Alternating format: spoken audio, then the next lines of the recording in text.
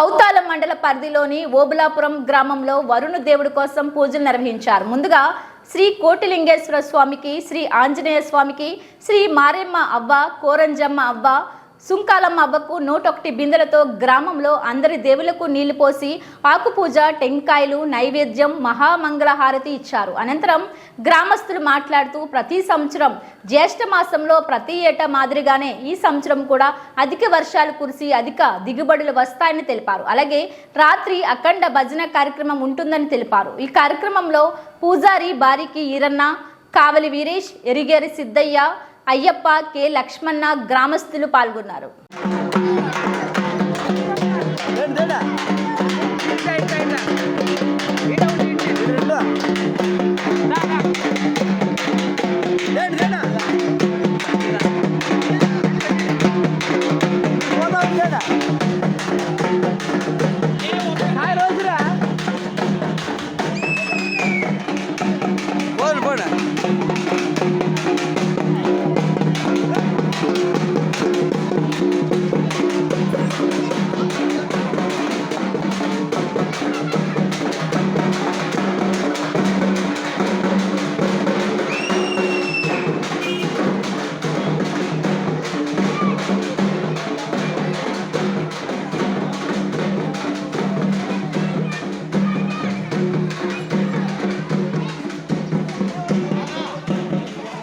నిలబెట్టాలా ఏకమే వేస్తారేనా